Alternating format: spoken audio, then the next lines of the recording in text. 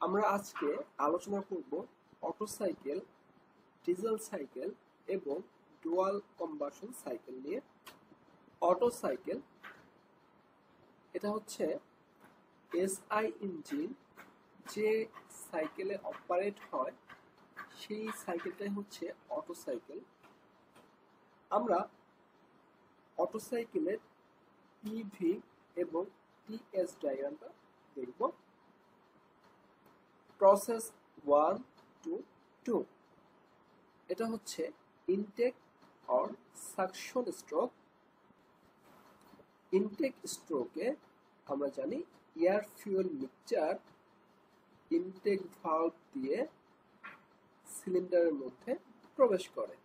তাহলে এখানে কি হয়, এখানে যেহেতু এয়ার ফুয়েল মিক্সচারটা সিলিন্ডারের মধ্যে প্রবেশ করতেছে, তার অর্থ হচ্ছে এখানে এয়ার ফুয়েলের ভলিউমটা বাড়বে।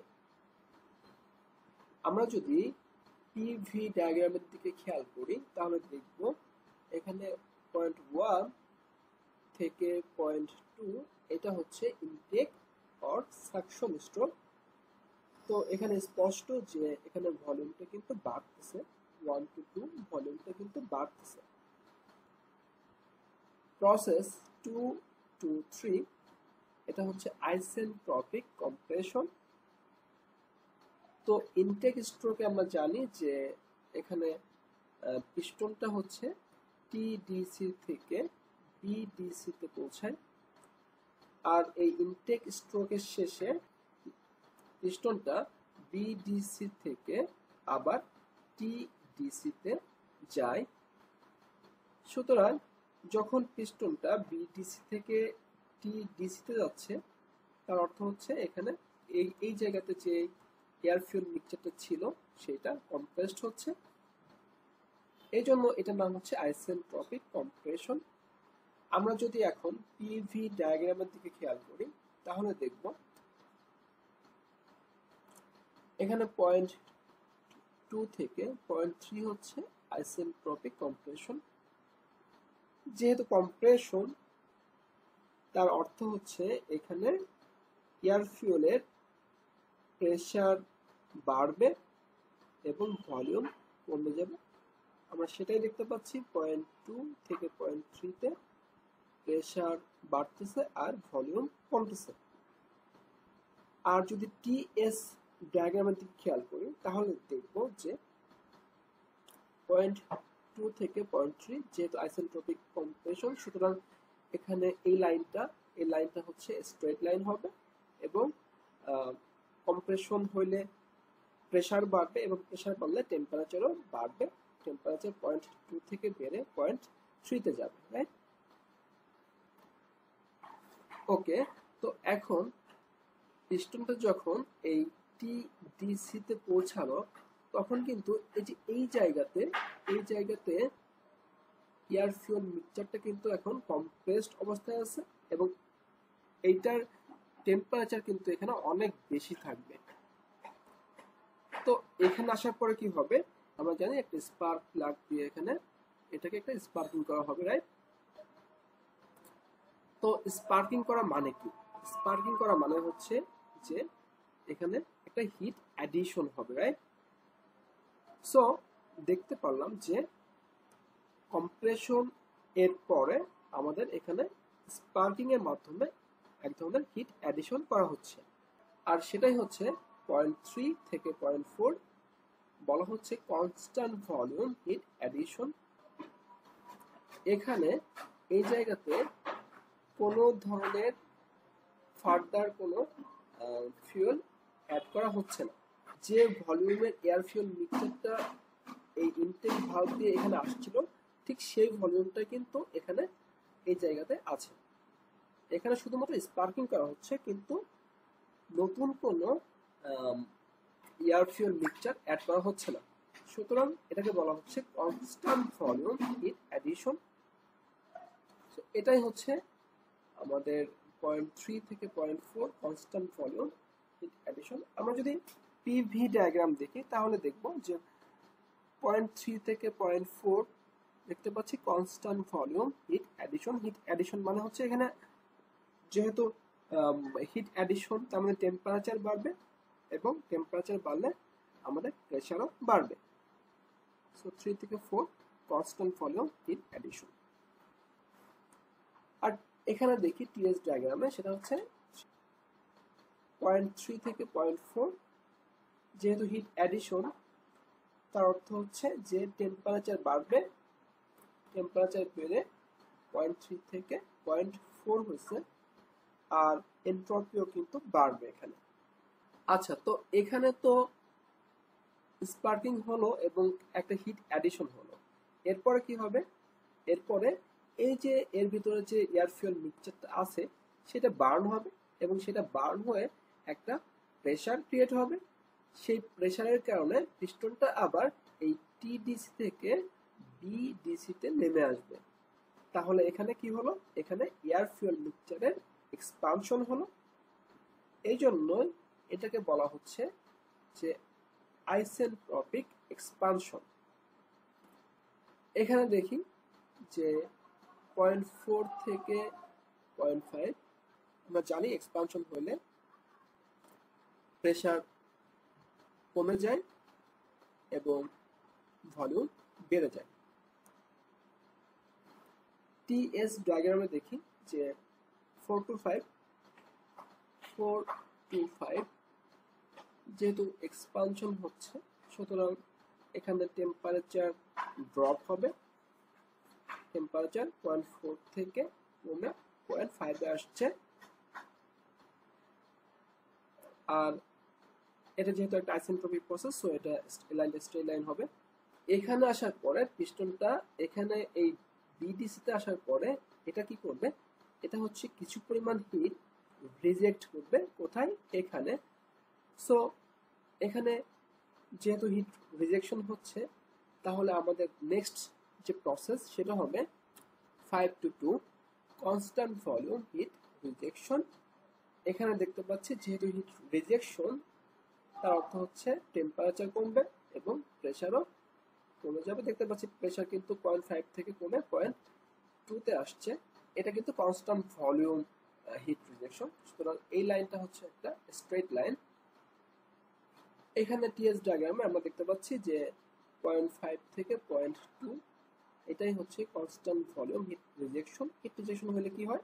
টেম্পারেচার কমে যায় এবং এনট্রপিও কমে যায়। সুতরাং এই লাইনটা এরকম। ওকে, এরপরে কি হবে? এরপরে হচ্ছে এই যে বার্ন গ্যাস, এই বার্ন গ্যাস থেকে যে ফ্লু গ্যাসটা জেনারেট হলো, সেই ফ্লু গ্যাসটা এখন এই যে এক্সজস্ট ভালভ এখান দিয়ে বের হয়ে যাবে। তো তার জন্য কি হবে? তার জন্য পিস্টনটা বিডিসি থেকে টিডিসি তে পৌঁছাবে, আর এটাকে আমরা বলতেছি এক্সজস্ট স্ট্রোক। আর আমরা জানি এক্সজস্ট হইলে কি হয়? এক্সজস্ট হইলে ফ্লু গ্যাসটা বের হয়ে যায়। সো এখানে অবশ্যই ভলিউমটা কমে যাবে এবং প্রেসারটা কিন্তু সেমই থাকবে। তো এটাই ছিল অটো সাইকেলের জন্য পিভি এবং টিএস ডায়াগ্রাম। এখন আসি ডিজেল সাইকেল নিয়ে। সিআই ইঞ্জিন অর্থাৎ কম্প্রেশন ইগনিশন ইঞ্জিন যে সাইকেলে অপারেট হয় সেটা হচ্ছে ডিজেল সাইকেল। এখানে 0.1 থেকে 0.2 হচ্ছে ইনটেক স্ট্রোক, আগের মতোই 0.1 থেকে 0.2 হচ্ছে ইনটেক স্ট্রোক। যেহেতু এটা একটা ডিজেল ইঞ্জিন, সুতরাং এখানে ইনটেক ভালভ দিয়ে শুধুমাত্র এয়ারটা ঢুকবে সিলিন্ডারের মধ্যে। সুতরাং অবশ্যই এখানে ভলিউমটা বাড়বে এবং প্রেসারটা কিন্তু কনস্ট্যান্ট থাকবে।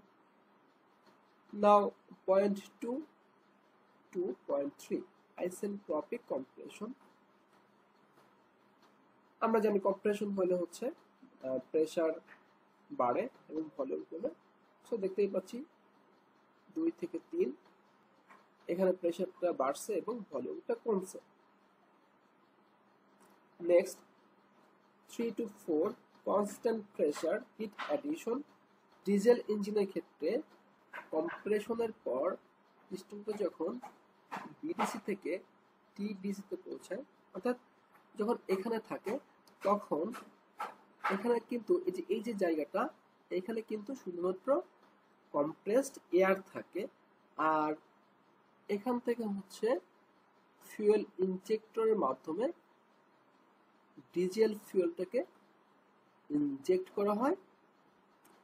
যেহেতু আমরা এখানে কিছু ভলিউমের ডিজেল ফুয়েলটাকে আমরা এখানে ইনসার্ট করতেছি, সো এখানে কিন্তু আমাদের প্রসেসটা আর কনস্ট্যান্ট ভলিউম হবে না, যেমনটা এসআই ইঞ্জিনের ক্ষেত্রে ছিল কনস্ট্যান্ট ভলিউম, কিন্তু এখানে কিন্তু হিট অ্যাডিশনটা হবে কনস্ট্যান্ট প্রেসারে, নট কনস্ট্যান্ট ভলিউম। কারণ হচ্ছে এখানে কিন্তু আমাদের কিছু ভলিউমের ফিউলটাকে ইনজেক্ট করা হচ্ছে এখানে। সুতরাং মনে রাখতে হবে এটা কিন্তু কনস্ট্যান্ট ভলিউম নয়, এটা হচ্ছে constant pressure heat addition. So দেখতেই পাচ্ছি এখানে 0.3 থেকে 0.4 কনস্ট্যান্ট প্রেসার হিট অ্যাডিশন। এই জন্য হচ্ছে আমাদের লাইনটা এরকম হয়েছে।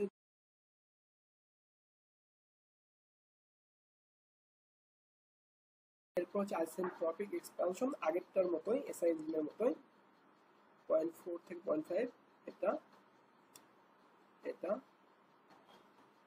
0.5 to 0.2 constant volume heat rejection, আর হচ্ছে 2 to 1 এক্সজস্ট স্ট্রোক, এটা আমরা আগেই দেখাইছি আগেরটার মতোই।